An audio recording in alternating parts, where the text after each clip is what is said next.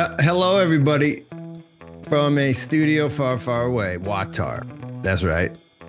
This is the episode that traverses the seas. This is called White People JuJu. This is exciting. Today on WAWTAR, we look at the old world and talk about white people JuJu. So, let's get started right now. First things I want to do is I want to tell you a couple stories. These come from our experiences at First Things working overseas. Here's one. One of our field workers, we'll call him Jake. He was shaving his beard, and in shaving his beard, he threw his whiskers outside. This is in Sierra Leone, the Mende people. And after he threw his whiskers outside, some kids came around, as they tend to do, and basically picked up his whiskers, knocked on his door and said, "Hey, Jake," in Mende, West African language, "you shouldn't do that." Jake, big, strong American guy working for First Thing, said, "Shouldn't do what?" And they said, "You shouldn't leave your whiskers out here in front of your house like that." But Jake looked out, just thought it was the dirt. And they said, no. If you leave these out here, then a priestess or a priest could come by and pick it up and use it to put a JuJu spell on you. That happened. That's a real thing. That happened to one of our field workers. Yeah. How about this? This happened to me. One day in Mali in West Africa, working in a similar capacity, this time with Peace Corps before First Things was founded. Well, I had, let's just say, a girlfriend. That's right. Don't worry, guys. My wife doesn't really listen to this particular podcast meant to help people all around the world. She has a real life and lives it. And I like watching her live it. It's exciting. But anyway, in days of yore, before I met my wife, I had a girlfriend. She was Malian. Her name was Nani, which means four. I don't really know why. Anyway, Nani and I were good friends. I used to go over to her compound, to her hut where she lived. This was actually in the capital. It wasn't a hut. It was a kind of a nice compound of 5 or 6 houses. And one time I went over there and I couldn't find her. It was later at night, pretty late at night. Didn't find her, found her grandmother. And I said, "Hey, is Nani around?" She said, "Oh, I think she went out back." So I went out back. Yeah. When I went out back, I walked into, it was a little house, and on the ground was like a mini football field of sand. And on the sand, or over the sand, sort of on all fours, was a man who had placed, and in a flash, I saw this, in a flash. What's a flash sound, Andrew? Flash. In a flash, I realized he was bent over and he was placing pictures in the sand, which was maybe half an inch deep. Or he had already placed pictures and he was doing some sort of words over the football field of sand with pictures and candles. And then he stopped and with big, wide eyes turned his head over his own shoulder, looking back at me, and our eyes met. And I was scared as it gets. Some would say scared as hell. I was scared as if I was in hell. And I ran. That is a fact. And I don't know, I wasn't muscular, but I had muscles, and I left. Woo, that was scary. I'm scared telling you about it. Yeah. Woo. What was happening? Well, that guy apparently, as I was told later, was a priest of JuJu. He was reading probably an earlier event, and that event would have been a cockroach or some other insect, a mouse perhaps, running across this little football field of sand, this little half-inch deep sand. And he was reading where these creatures had trodden and reading the patterns. where they had ran according to the pictures he had previously placed there as a type of prayer or offering. What? That happened. He was like an insect reader. Yeah, pretty wild. There's the story of Ben. I could go on. Ben, who worked in the South in Sikasso. Oh, they put all kinds of hexes on that guy because he thought he was just going to date the chief's daughter. Just like, I don't know, hold hands and go walking around in the cornfields or in the fields where they grew rice. And that was dumb because you really don't date certain parts of the world. I can tell you about this crazy rock formation in Georgia, this pre-Christian rock formation. I can tell you about the Mayans. Whoa. They like to box stuff up and then burn it and stuff explodes. It's hard to explain. I'm happy to. We can do it another time.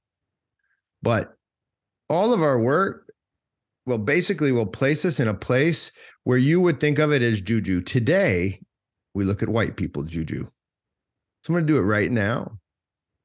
And I'm going to do it for a reason. And if you're still with me, you're wondering, why is he going to do white people JuJu? Because I want to explain something. We're in the throes of a beautiful sort of a 4-set pack of spiritual inquiry on WAWTAR. This is the first pack. This is called White People JuJu. I want you to listen to this video, okay? This lady, who is known in Appalachia as a witch, this lady is going to explain something to us that will help us realize something about the old world. So I want to introduce you to a witch living in Appalachia only 10 years ago. She went and milked that evening. The milk was all right that evening. The next morning she went to milk and her milk was all blood. Uh-oh. Her milk was all blood. She took some of that milk and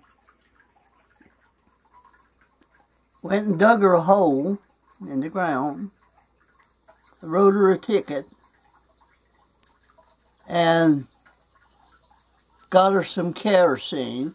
What? Lamp oil. She got her some kerosene? Took that milk and that ticket and poured it in that hole, set it in the fire. A couple of days after that, Dad's brother's wife come up and let her see. She had burns all over her body. What? So you can't see this. If you can't see this, there's this lady. Let's call her aged. Let's call her hair Einsteinian. Can we do that? And she just told the story of putting a spell on somebody. I think it was her mother took some milk that had blood in it and put it in a hole and put some kerosene and lit it on fire. And then one of her rivals got burned. Yeah. I believe this is over here in Kentucky where we're hearing this story. Look at this story right here. This one's hot. Here's another story, White People JuJu. This is a grandma. I think this is in Owsley County in Kentucky. I remember of seeing that old lady just very dimly. And the picture I have of her sitting on a little old porch on the side of their house with a bonnet on her head and her eyes closed, just sitting there. And she was supposed to be a witch. A witch? She had 2 grandsons, and they always went to visit the Groves boys. The grandsons' names was Everett and Earl, and the Groves boys' names was Brooks and Arch. But the Groves boys would never go back because they had heard about Aunt Eunie's witchcraft. But this night they did. They went home with the boys to stay all night. And they were all sitting around the fire talking. Aunt Eunie's sitting there in front of the fire in her rocking chair. Ethel came in, the granddaughter Ethel, and she said, "Granny, we don't have no milk for supper." And she said, "Mm-hmm." So directly she come back and she said, "Granny, we need that milk now." "Mm-hmm," she said. She gets up and walks out, and as she goes by the stove, she takes a dish rag from the top of the stove, throws it over her shoulder. There was a hand axe sitting by the door, one bitted axe, and she picked that up. Oh, my goodness. There's a need for milk, and they're going for a hand axe. This is awesome. You thought it was a crazy story, right? When I was telling you about the guy who was over the football field of sand, or when they were picking up Jake's hair. You thought it was crazy. This happened like 10 years ago. And she also gets a bucket that holds about 10 quarts. And she goes out around the log cabin to the dark side on the back side. And she puts that dishcloth across the end of the log. And with a good hefty swing, she puts that axe into that dishcloth. And after that, she twisted the dishcloth and set the bucket down under it, squatted down, put her knees down on the ground so she was comfortable, and sit there, and Arch Crows was watching her. He had followed her, and he said she milked the 10-quart bucket of milk out of the log and picked it up and went in the house. I want to repeat. The lady put the axe in a piece of wood, wrapped a cloth around it, and milked it. Milked that cloth. Guys, this podcast is free. I just want to remind you, it is free to a listener. You cannot get more value in a podcast than you just got right there. And you're probably wondering, why is he talking about this? It's coming. Right there alone, you should be sending checks to wherever I tell you to send them. Guys, she's milking a cloth and getting a quart of milk, and Archie saw it. And he said, we're going up the hill. Brooks caught up with me, and I told him what I saw. And Brooks said, I saw all that went on in the house, and I saw just what you saw in there. You just got to see her milk the dish rag more than I got to see. But boy, I'm glad we didn't stay for supper. And they never did go back anymore. They stayed away from there. Look at that. Look at that right there. Andrew, I want you to put that picture up. That's a medieval, the 15th century depiction of a lady in Europe milking an axe handle. I'm telling you, you cannot pay enough money for this podcast. All right. What the heck is going on? I didn't even tell you about the story of the guy who lit a piece of paper on fire with his hand. That guy was he was a Muslim imam, but not really. He was practicing some of the dark arts. We're going to keep things a little shorter and tighter, so I'm going to try to finish and lead you into our next podcast, which is coming out next week. I think what you're seeing, what you're hearing, is people in Appalachia, people, real human beings called Americans in Appalachia living in a culture that we're going to call not science. That is called a not science culture. I'll try it again. Welcome to an introduction to not science. And not science is terrifying, especially if deep down you believe in materialism. Because, look, I don't know how to explain this, but if this lady's just not a total delusionary wacko, and if all the people on this great video, by the way, link it. It's a great documentary on Appalachia. If these people have anything like truth going on, then everybody living in that world where those stories are told, everyone growing up like that, all they're thinking is one thing. How the hell do I get around in this darkness? How the hell do we live in this kind of spiritual uncertainty? And of course, this old world witchcraft, because that's what it is. It came across the ocean from pre-Enlightenment Europe. It came across. These are the stories about we need to enlighten the world and bring rationalism so we can get rid of such things as this. Well, I'm here to tell you that such things as this will never go away because there is a spiritual world. And I just want to share that if you think there's a spirit and it exists with something like contours of its own, and it has something like, I don't know, a will, then man, you got to answer this question. How does one live in this immaterial uncertainty? And the answer, I think, well, is you learn how to do spells and curses. Or you learn spiritual asceticism, athleticism. If you think spirits exist, and I know many of you listening do, because you recite that stuff at your various churches, then how does one live in the spiritual uncertainty? You become a spiritual seer. You figure that world out. But for the atheist soul, the answer is not in the immaterial world. It is in the mastery of the material world. You see, our modern world is what it is because atheists, deists, scientists, they do something like offer an answer to this uncertainty. They walk into not science culture and say, I have some certainty for you. They tame matter and then say to everyone in not science culture, I have a reward for you. And the reward is material certainty brought to you by me. I'm going to tell you about the atom, and then I'm going to move it and then split it. And when I split it, you're going to know that I am thy God. The atheist soul takes away all the mystery because that's terrifying. And I call that the new world. That's a new world type of approach to the uncertainty of life.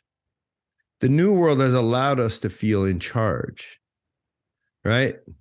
I've manufactured a spreadsheet here that will take into account every single jot and tittle of uncertainty possible to the human mind.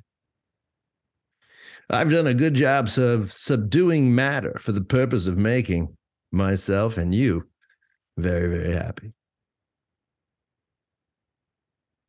I think that's a thing. I think it's a mindset. I think it's the new world. And so what I want to do is I want to ask this question on the next 3 podcasts. How did we get from witches and spells right here, white people JuJu? How did we get from all of that to this, the reign of quantity?